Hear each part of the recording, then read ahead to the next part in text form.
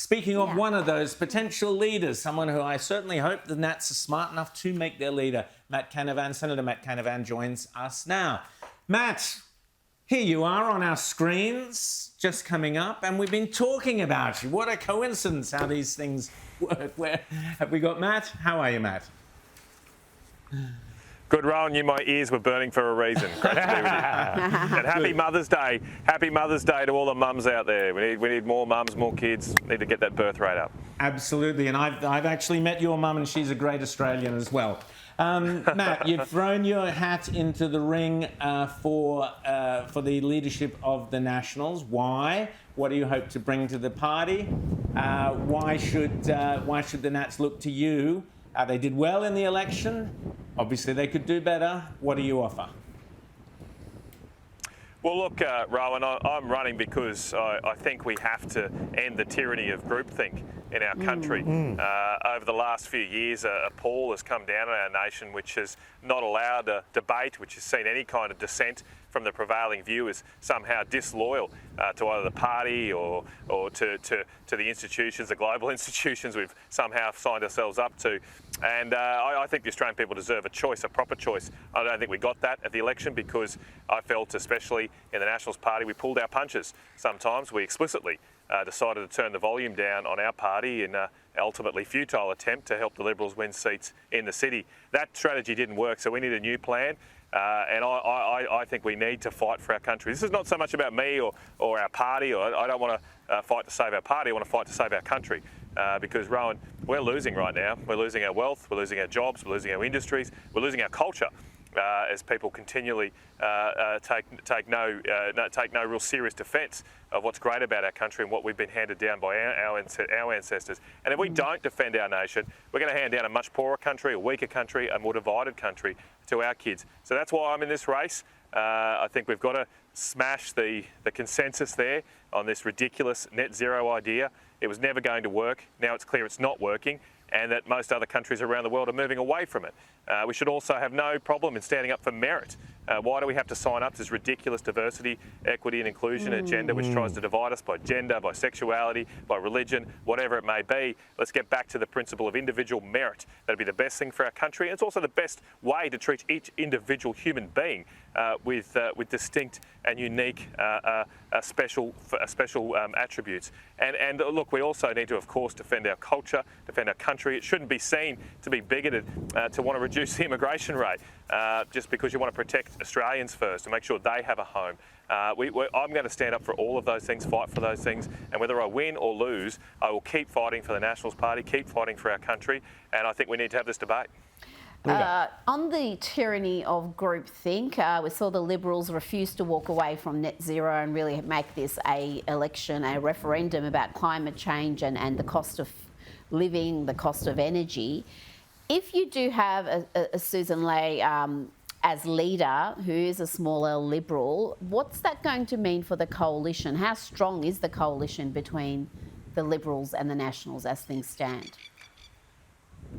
Look, Rita, I'm not going to get involved in the leadership of another party. It's completely a matter for the Liberal Party.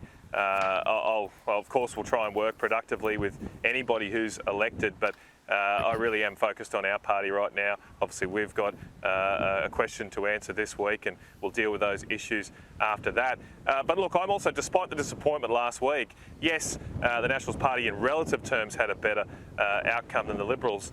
But we didn't win government. That's our goal. That should be our task. And while it is very disappointing and disheartening for many of our supporters, I genuinely believe that the next few years could be the most exciting yet for the Nationals Party.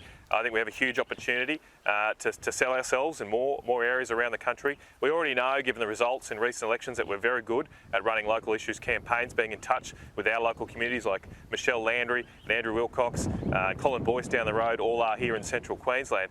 And I just think we can take that on the road, take that nationally, fight for every different region of this country, because we often do represent people and talk often with people who have to shower after work, not before work. They work tough jobs, not necessarily sometimes dirty jobs, but just checkout chicks, nurses on their feet, they get tired by the end of the day. You know, they're doing it tough, and we're in touch, we're on the ground, we're grounded with those people, and I think it's that kind of campaign we need to take, that choice to the Australian people, that we're on your side. We're going to fight for you. And I will always fight for those people who battle in this country, and because by making their life easier, by making their families better, that's how we make our country better too. James. And Matt, I mean, I want to talk a little bit more about this groupthink thing that you articulated there before, because I think that sums up another way of talking about this whole phrase culture wars, which we always hear from the left, which is a way of their saying, shut up and don't talk about the changes that we're making to the culture. Tell us about what position the Nationals are in and how you square, because I think it's absolutely necessary, you have to fight for something for the people. You know, for all the people who are just doing tough, ordinary, everyday jobs, that the culture that we exist in matters, and that if we don't have a strong culture based on these sort of values of aspiration and achievement and liberty, that we won't actually have the economy that we need to create the prosperity that we deserve in the future. Yeah, it's a good question, James. Look, the Nationals Party, it's not particularly ideological. We're very practical, very pragmatic, and it frustrates me when you're in Canberra. There's a whole different way of talking, which means there's a whole different way of thinking, which means there's a whole different way of acting. And so people talk about culture wars, left or right or moderate, and small L liberal and all this other stuff, which nobody out in the real world ever talks like. They don't talk like that. And as my colleague Andrew Wilcox summed up this week, he did it really well, summed up, you know, we don't care about right or left. We care about right or wrong. That should be the question before any political party in this country, any country looking to advance itself, is what is right or wrong for our nation. I don't care if it's right or left. I don't care if the idea comes from the left wing or from a trade union or from a right-wing conservative think tank. I don't care. I want the right policies that help Australians, and that's what we're always focused on in the Nationals Party. I think right now we should look at the fact that our electricity bills are soaring. We're losing our industries, we're losing our jobs, and at a practical level, whatever you think about carbon emissions, climate change, whether you're a right-wing or you're Trumpian, whatever, who cares about those labels? Shouldn't the primary goal of all politicians, of your government right now, is to lower power prices? That should be the primary goal of your government, because people are suffering from those high power prices. It's feeding through to higher grocery prices, which are out of control, and then it's also leading to the loss of jobs and industries. Just under this first term of the Labor government, we've lost our plastics industry, we've lost our urea, which is the most important fertiliser industry, and we've lost our nickel industry, and that's just for starters. So I want to get back to that issue. At the election, I felt we designed our energy policy to reduce emissions. That's what we spoke about, zero emissions, nuclear, all that stuff. Look, of course it'd be better if we can have lower emissions, but we should design our energy policy to reduce power prices, not to reduce emissions. And Matt, isn't the problem that under Labor we've got red tape, we've got green tape, we've now got black tape, so we've got all this regulation. So you've talked about things like the live sheep trade being shut down, the gold mine that Tanya Plibersek decided, who needs a gold mine? I mean, we might find some gold down there for some songline B or whatever it was, some indigenous thing. So isn't it all that the sort of stuff which is Nationals' heartland? There's got to be, absolutely, there's got to be leadership here from your government to say, look, we've got to cut through all of this wasteful paper shuffling, which is reducing our nation's productivity and ultimately reducing your wages. Real wages for people have gone back a decade under this first Labor government, and a big part of that is the rise of a bureaucratic class, both in government and in the corporate world, that is just causing people to do BS jobs that do nothing. They don't create any wealth, any productivity, and all they do are a drag on everyone else. And so, for example, the Commonwealth Bank a couple of months ago set a construction firm a one-page list of more than 20 different statements they had to make on things like modern slavery, obviously ESG. If you don't know what ESG stands for, it stands for extreme shortages guaranteed. You had to fill out forms on your relationship on labour regulations, all this stuff, and they just wanted to build homes. This firm, and they're being asked to solve global climate change. I don't know if they had to solve the Middle East peace crisis as well, but it is just an utter absurdity. Why don't we let someone who wants to build homes just build homes? Focus on that. Why don't we have the Department of Infrastructure in Canberra just focus on building roads, whereas under this government, every road they build, they have to assess for its impact on climate change. Well, I've just driven the Bruce Highway probably about 5 to 6 times in the last couple of weeks, and it is an utter disgrace, a national disgrace. Why don't we just fix that? Fix that. And I don't know about climate change, but I think we should focus on what we can control and focus on making people's lives better in a practical sense. And also, sorry, Matt, the only roads that are perfect are the beautiful roads going to windmills and solar farms, which are decimating the Queensland countryside. But anyway, Rita. Just a quick post-mortem from you, and just if you can give us an insight into what was happening within the coalition, because we were obviously very frustrated throughout the campaign, wondering when we were going to see these big policies, when we were going to see real points of differentiation.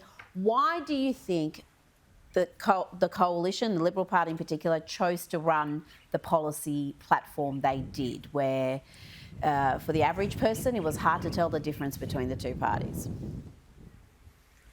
Well, I wish I could give you an inside view, but Rita, I haven't been on Insiders, I think, for 6 or 7 years. I'm an outsider like you. I obviously had different views on what policies we should take to election on different fronts. But look, so I don't exactly know. I don't know. I wasn't in the discussions in the room there. I do think, and I'm speaking generically then, sorry, not about necessarily this campaign, but yeah, I do think there's been perhaps an overemphasis on saying you have to stay on message and you just have one message, and there's not enough space in I suppose people's minds for multiple things. Well, there's always a little bit of truth in that. I do think perhaps we need to get with the media times. People are no longer just watching the 6 o'clock news every night. There actually is a bit of bandwidth here for some more detailed conversations. We certainly saw that in the presidential election last year with long-form podcasts, what have you. So, I think the Australian people have a hunger and openness for a little bit more detail, a little bit more of a conversation and a debate, and rather than just a focus on the 10-second sound bites, which may have worked really well 20 years ago from a political tactical point of view. But I like to have discussions. I like to get into the detail of things, because it's only by doing that you make the right decisions. As I'm saying, that's what we should be focused on, making right decisions for the Australian people.